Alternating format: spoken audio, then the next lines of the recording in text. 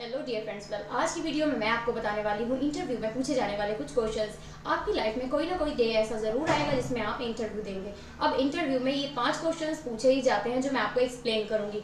First चीज़ जो आपको याद रखनी है इंटरव्यू में जाते टाइम, वो फर्स्ट ये है कि आपको अपना बायोडाटा या फिर रेज्यूमे या फिर आप कह सकते हैं कि सीवी आपको रेडी करना है। सीवी अगर आपको बनाना आता है खुद बना लीजिए, अपने लैपटॉप पे, कंप्यूटर पे, किसी पे भी। अगर आपको नहीं आता है तो किसी भी नज़दीकी साइबर कैफे पे जाके आप ये काम करा सकते हैं। इसको कराने के बाद में सेकंड आपको ये चीज़ ध्यान रखनी है कि आपका जो ड्रेस कोड है वो कैसा होना चाहिए। आपका जो ड्रेस कोड है, अगर आप मेल हैं तो आपके 2 से ज़्यादा कलर नहीं होने चाहिए। 2 से ज़्यादा मतलब फूल पत्ती नहीं बनी होनी चाहिए, 2 ही कलर होने चाहिए। और आपका जो जूते हैं वो फॉर्मल होने चाहिए, ब्लैक होने चाहिए और वेल टाइड होना चाहिए। अगर आपका शर्ट में टाइड है दैट्स ओके, अगर नहीं है तो आपको यहाँ तक बटन कवर करके रखनी है। और आपके जो ये कप्स हैं ये भी बंद होने चाहिए। पहले तो आप कोशिश करें कि वहाँ पे जो ड्रेस आप जिस कंपनी में जा रहे हैं उसकी ड्रेस आप पहले से ही देख लें और उसके जैसे ही पहनने की कोशिश करें। फॉर एग्जांपल, अगर स्काई ब्लू शर्ट है, ब्लैक पैंट है, तो आप कोशिश करें आपके पास अगर अवेलेबल है तो आप वही वियर करें। अगर अवेलेबल नहीं है 1% तो जो मैंने बताया है आप वो वाला यूज़ कर सकते हैं। अब सेकेंडरी चीज़ जो आती है, फर्स्टली फीमेल्स में आपको क्या करना है, अगर आप कोई भी फीमेल है तो 3 से ज़्यादा कलर आपको अपनी ड्रेस में यूज़ नहीं करने हैं। थर्ड चीज़ जो आती है, आपको याद रखना है कि जिस भी कंपनी में आप जा रहे हैं उसके बारे में फुल इंफॉर्मेशन आपके पास में होनी चाहिए पहले से ही, जिसकी वजह से आपको प्रॉब्लम ना हो और कुछ भी अनकंफर्टेबल ना लगे। फॉर एग्जाम्पल, जैसे कि आपको ये पता होना चाहिए वहाँ पे ड्रेस कोड कैसा है, टाइमिंग क्या है, जो भी है ये सारी चीज़ें आपको पता होनी चाहिए। सारी इंफॉर्मेशन कोशिश करें आप कलेक्ट कर लें। अब आता है क्या नेक्स्ट चीज़, जब भी आप वहाँ पे जाते हैं इंटरव्यू के लिए तो आपका सीवी जो होता है वो वहाँ पे कलेक्ट कर दिया जाता है। एचआर के पास ऑलरेडी पहुँच चुका होता है और आपको बोला जाता है कि आप थोड़ी देर वेट कर लें। अब वेट करते टाइम आपको ये नहीं करना है कि आप बहुत ज़्यादा परेशान हो रहे हैं और जिसकी वजह से आपकी हालत वहीं पर डाउन हो जाती है। और जब आप एचआर के पास जाते हैं इंटरव्यू के लिए तो आप नर्वस फील करते हैं, जिसकी वजह से आपका इंटरव्यू गलत हो जाता है। तो आप ऐसा कोशिश करें कि जो भी आपके पास में वहाँ लोग बैठे हुए हैं उनसे कन्वर्सेशन करने की स्टार्ट करें। कोशिश करें कि आप उनसे बात कर पा रहे हैं और आप उनसे बात करते हुए ये पूछ सकते हैं कि आप कहाँ से हैं, किस लिए आपको ये जॉब चाहिए। मतलब थोड़ा बहुत आपको नॉर्मल फील करना है जिसकी वजह से आपको नर्वस फील ना हो। अब आते हैं क्वेश्चंस जो अब अंदर जाते हैं। अंदर जाते टाइम अब आपसे एचआर क्वेश्चन पूछेगा। ये मोस्टली सवाल 5 ऐसे हैं जो आपसे पूछे ही जाते हैं। जैसे कि फर्स्ट क्वेश्चन क्या है, टेल मी अबाउट योरसेल्फ, या फिर आपसे ये क्वेश्चन पूछा ही जाएगा कि अपने बारे में बताएं। इसके तरीके अलग हो सकते हैं, कुछ भी बोल के पूछ सकता है वो कि अपने बारे में बताएं या फिर अपना इंट्रोडक्शन दें या अपने आप को एक्सप्लेन करें।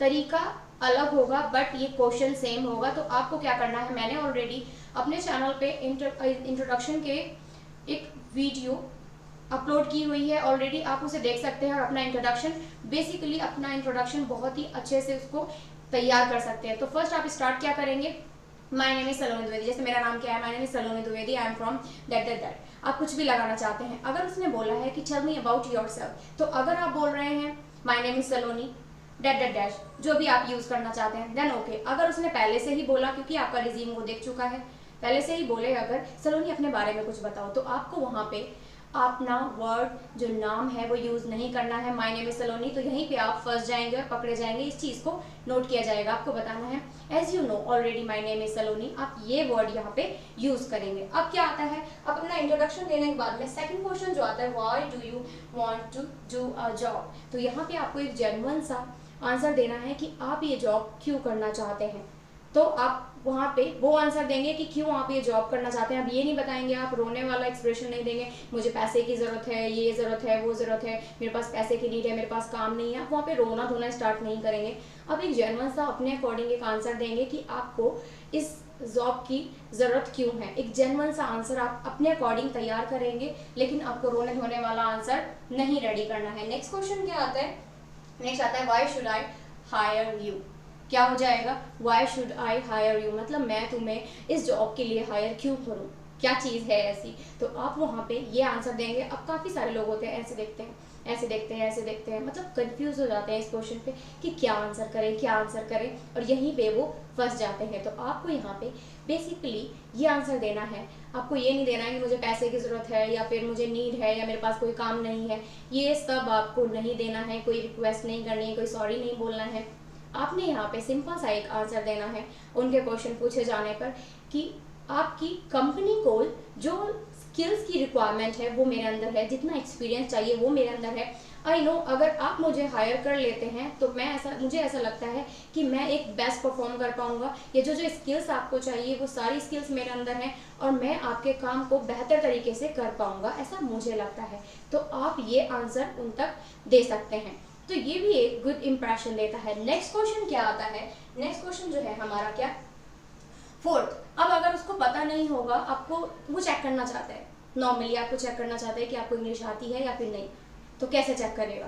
फर्स्ट क्वेश्चन जो होगा उसका tell me your daily schedule, क्या उसे डेली शेड्यूल नहीं पता, या फिर अगर वो पूछ भी लेगा आपका डेली शेड्यूल तो क्या फर्क पड़ता है, क्यों पूछ रहा है वो डेली शेड्यूल। तो उसका पूछने का मोटिव सिर्फ यही होता है कि वो आपसे आपका इंग्लिश देखना चाहता है कि आपकी स्पीकिंग लैंग्वेज कैसी है।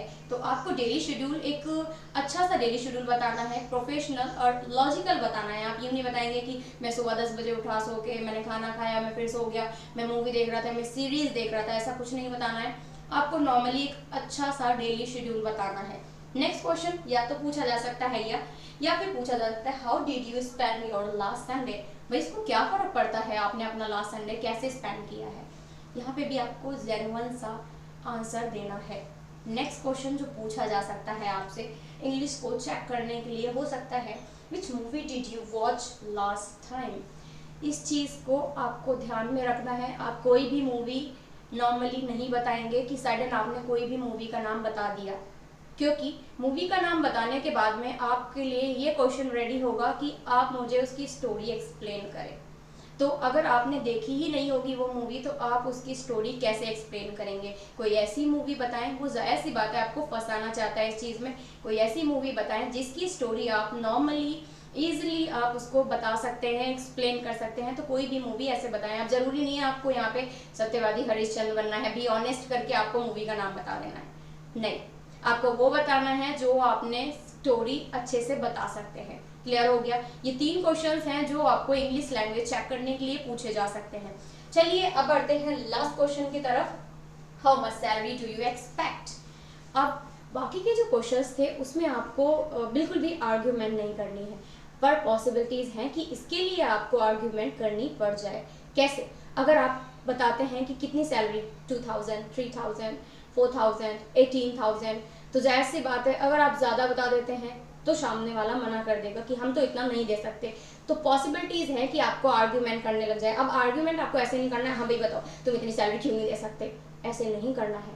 आपको एक पॉजिटिव वे में आर्ग्यूमेंट करना है। और अगर आप पूरी चीज़ों में सेलेक्ट हो जाते हैं, सैलरी का भी अगर आपको एकदम ठीक लगता है सारी चीज़ें, तो नेक्स्ट डे आपको बुलाया जाएगा और आपको जॉब पे रख लिया जाएगा, वरना नॉर्मली छोड़ दिए जाएंगे। तो ये कुछ क्वेश्चंस ऐसे थे जो आपको प्रैक्टिस करने ही करने हैं, जिसके थ्रू आपको जॉब इंटरव्यू के लिए प्रिपरेशन पहले से ही हो सकती है। तो फर्स्ट चीज़ क्या है जो आपको ख्याल रखनी है, अपना बायोडाटा या फिर कह सकते हैं रेज्यूमे या फिर कह सकते हैं सीवी, तीनों ही चीज़ें सेम चीज़ हैं, तो आपको ये रेडी कर लेना है।